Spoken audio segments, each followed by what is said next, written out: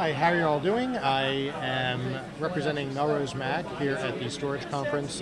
I'm Michael Krulik with AVID, and what I'm going to show is just a little condensed version of some of the gear that we are currently showing. We have an ISIS 5500, which is our shared storage network.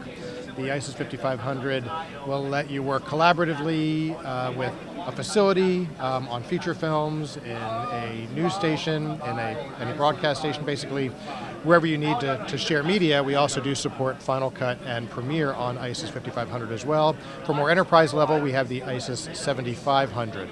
But this nice little self-contained unit allows you to go in, and if we take a look at the management tool, I'm actually looking at the management tool through Burlington, Massachusetts. I'm tapped in, and you can basically take your 32 or 64 terabyte ISIS system, break it up into virtual workspaces, and the great thing here is your workspaces can be set up by project, by user, and they're all locked by permissions. You can actually decide who can and can't see what media, and you also can go in and dynamically reallocate workspace without shutting down your entire facility. So this is huge. That's a little preview of the ISIS 5500. What we also have is the ability to work remotely. So the whole AVID Everywhere idea, or the vision, is having an entire platform which lets you work remotely in Media Composer with Media Composer Cloud. So this media that I'm currently playing back is actually residing on an ISIS system back in Burlington, Massachusetts.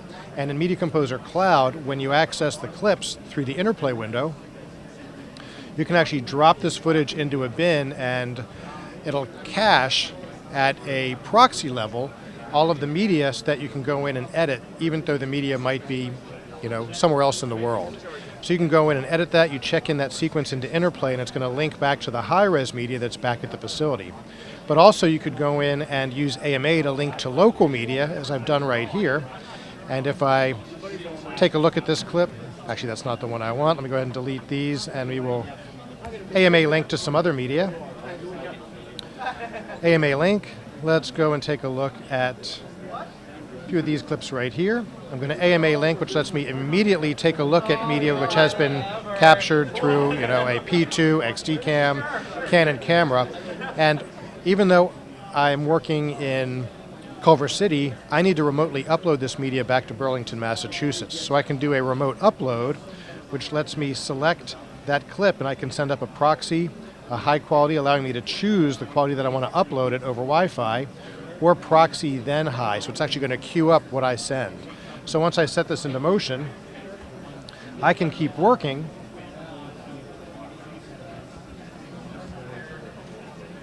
while this is uploading in the background. And we actually get a little window, a little queue here on the media as it's being sent up.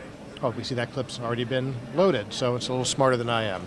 But all of this can happen in the background. You can set up a sync so that as you're editing, everything is uploaded while I'm working.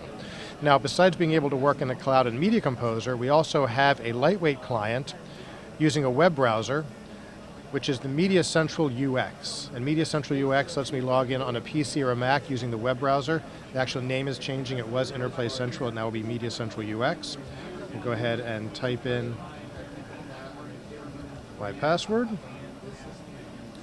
And then from here, I'm going to be able to access that same media that's being used in editorial, no matter where I am in the world, and I'll be able to preview a transcoded streamable clip that I could preview. I could add markers. I could even go in and make a shot list. So let's say I'm a producer who's in China, I can actually access the media, make cuts as soon as this layout comes up. Here we go. Again, I'm just working off of the Wi-Fi here in the hotel. You can use 3G connection, you can use hotspots, you could use a wired connection, and then I can simply take a look at media. Let's take a look at something right here. So this media is being streamed from Burlington, Massachusetts in a web browser. And at this point I can actually take clips and drag and drop them into a sequence. Let me go ahead and create a sequence here. Again, using a web browser, I'm going to keep emphasizing that.